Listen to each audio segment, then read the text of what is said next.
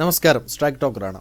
പാലാ നഗരസഭാ ഭരണം UDFന്. സ്വതന്ത്ര സ്ഥാനാർത്ഥികളായി മത്സരിച്ച ബിനു പുളിക്കണ്ടവും മകൾ ദിയ ബിനു പുളിക്കണ്ടവും ബിനുവിന്റെ സഹോദരൻ ബിജു പുളിക്കണ്ടവും UDFന് പിന്തുണ പ്രഖ്യാപിച്ചതോടെയാണ് നഗരസഭാ ഭരണം UDFന് ലഭിച്ചത്.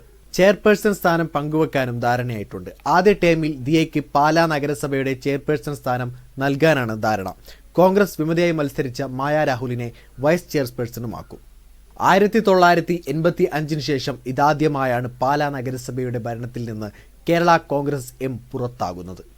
തെരഞ്ഞെടുപ്പ് ഫലത്തിൽ LDFനും UDFനും കേവല ഭൂരിപക്ഷം ഇല്ലാതെ വന്നതോടെയാണ് പുളിക്കണ്ടം കുടുംബത്തിന്റെ പിന്തുണ നിർണായകമായത്.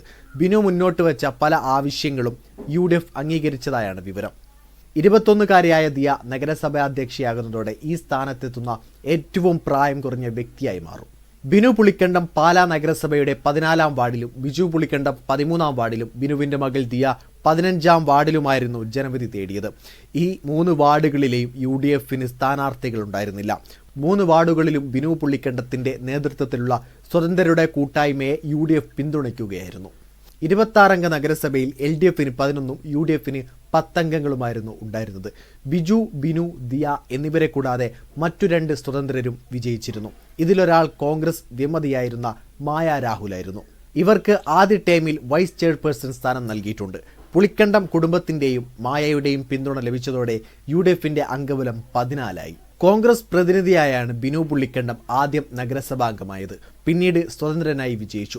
2015 BJP ടിക്കറ്റിൽ വിജയിച്ച് പാലയിൽ ആദ്യമായി താമര വിരിയിച്ചു. അന്ന് UDF സ്ഥാനാർത്ഥിയായി മത്സരിച്ച സഹോദരൻ ബിജു ആയിരുന്നു. 2020 CPM സ്ഥാനാർത്ഥിയായി പാർട്ടി ചിഹ്നത്തിൽ മത്സരിച്ച് വിജയിച്ചു.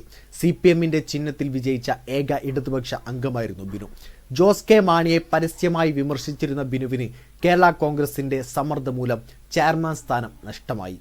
ചെയർമാൻ സ്ഥാനം നൽകാൻ CPM തയ്യാറായില്ല. ഇക്കുറി വീണ്ടും സ്വതന്ത്രനായി രംഗത്തിറങ്ങുകയായിരുന്നു.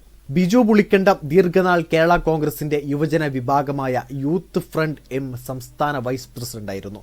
മദ്രാസ് ക്രിസ്ത്യൻ കോളേജിൽ നിന്ന് എക്കോണമിക്സിൽ ബിരുദമെടുത്ത ശേഷം MBA പഠനത്തിനൊരുങ്ങുമ്പോഴാണ് ദിയ മത്സര രംഗത്ത് ഇറങ്ങിയത്.